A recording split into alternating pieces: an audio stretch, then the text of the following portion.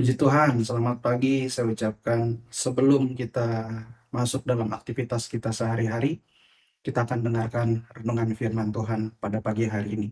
Sebelumnya kita tundukkan kepala, kita masuk dalam doa. Bapa Surgawi, Bapa yang baik, yang kami sapa dan kenal di dalam nama Tuhan Yesus Kristus, terima kasih untuk hari ini di mana Tuhan sudah bangunkan kami dengan kekuatan kesehatan yang baru. Dan hari ini kami akan beraktivitas kembali. Tapi sebelumnya Tuhan, kami mau dengarkan renungan pada pagi hari ini, renungan firman Tuhan, agar itu menjadi modal kami untuk melayani dan beraktivitas sepanjang hari ini. Terima kasih urapi kami semua yang mendengarkan, supaya kami memiliki telinga seorang murid dan tanah hati yang subur, dan dapat memotivasi kami dalam melayani Tuhan lebih sungguh lagi. Dan juga buat hambamu, urapi juga hambamu agar apa yang menjadi isi hati Allah, hambamu dapat sampaikan, dan kami semua diberkati oleh Tuhan. Mengucap syukur di dalam nama Tuhan Yesus Kristus. Yang percaya katakan, amin. Puji Tuhan, saya dapat tema atau judul renungan pada pagi hari ini adalah tetap semangat. Puji Tuhan. Ya, memang dalam aktivitas kita bangun pagi, buat diri kita tetap bersemangat untuk melakukan aktivitas kita, termasuk dalam pelayanan. Kita buka ayat Alkitab kita, atau dengarkan apa yang saya bacakan di dalam 1 Korintus 9 ayat 26-27 yang Rasul Paulus tulis. Tulisannya seperti ini.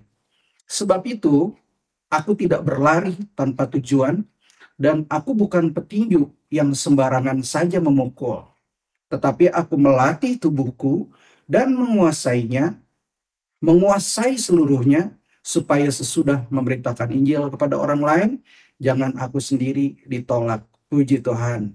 Tuhan memberkati kita semua. Dalam aktivitas pelayanan kita, terkadang semangat bisa jadi padam. Bukan karena lelah kita melayani Tuhan, tetapi karena merasa tidak dihargai oleh sesama kita.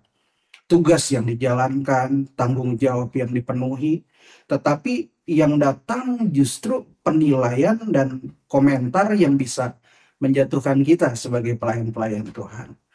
Kita mesti hati-hati dalam hal ini ketika kita melayani Tuhan lebih sungguh lagi. Kadang orang bisa bilang begini, kamu seharusnya begini, kamu seharusnya begitu. Wah, kamu kurang rohani. Kamu B aja dalam melayani, nggak seperti yang lain-lainnya di sana, di sini, dan segala macam. Terkadang orang bikin sebuah standar, Bapak Ibu Saudara-saudara. Dan yang dipakai itu bukan kasih, tetapi sebuah ekspektasi manusia untuk melihat orang-orang yang melayani itu. Kita mesti paham bahwa setiap pelayanan yang kita lakukan berdasarkan kasih. Kalau kita ikut standar orang, kita bisa jadi lemah dan semangat kita bisa menjadi kendor. Makanya Alkitab bilang, tetap bersemangat, jangan kendor. Tetap layani seorang dan yang lain dengan kasih, jangan goyah. Puji Tuhan, firman Tuhan selalu disampaikan. Dan itu akan membangun kita dan karakter kita untuk melayani Bapak Ibu Saudara-saudara. Baik di gereja lokal kita, di GPDI Tiberias Bogor.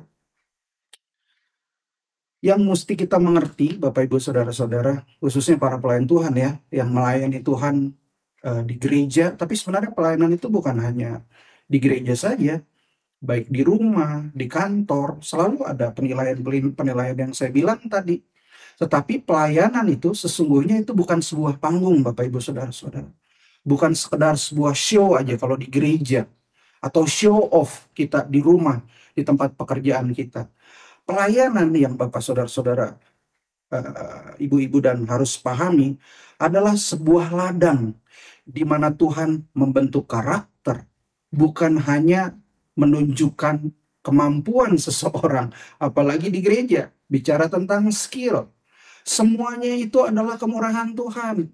Kita telah terima pelayanan-pelayanan yang Tuhan percayakan dimanapun kita berada, Bapak Ibu Saudara-saudara.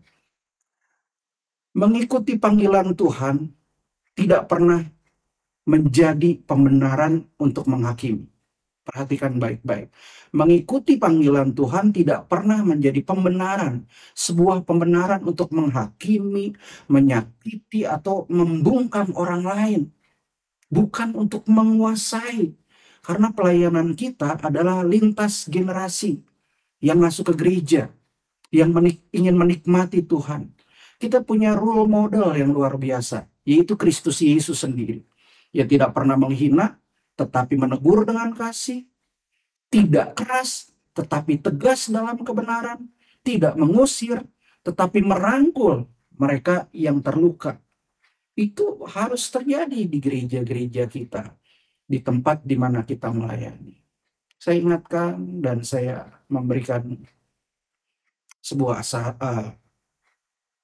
saran bagi yang melayani. Belajarlah untuk rendah hati, karena yang diurapi adalah orang yang rela dibentuk.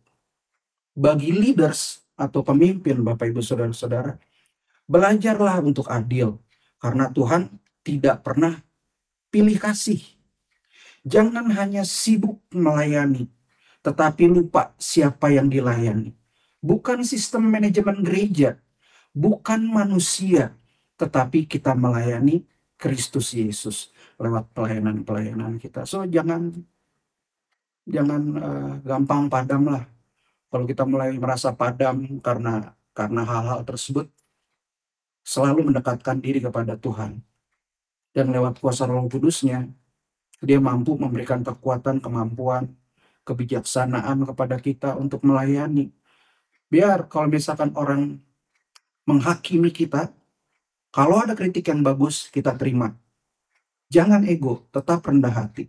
Terkadang Tuhan pakai orang-orang tertentu untuk mengingatkan kita supaya pelayanan kita jauh lebih semangat lagi, jauh lebih maju. Saya kunci dengan satu ayat ini, 1 Korintus 15 ayat 58. Karena itu, saudara-saudaraku yang terkasih, berdirilah teguh, jangan goyah, dan giatlah selalu dalam pekerjaan Tuhan.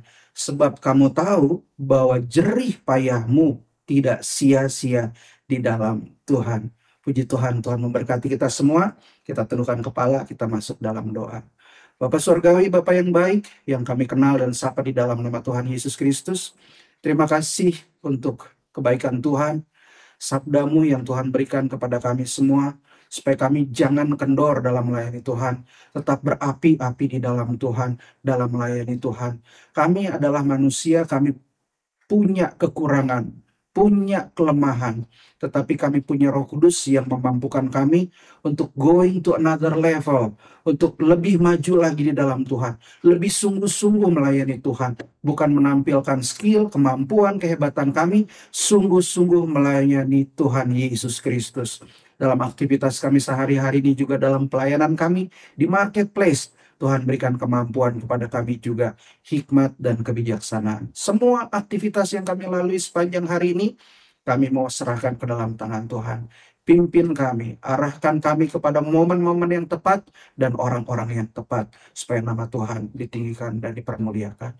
Mengucap syukur untuk semuanya, ini menjadi doa sembahyang kami. Kami alaskan hanya di dalam satu nama, yaitu di dalam nama Tuhan Yesus Kristus. Yang percaya katakan, amin.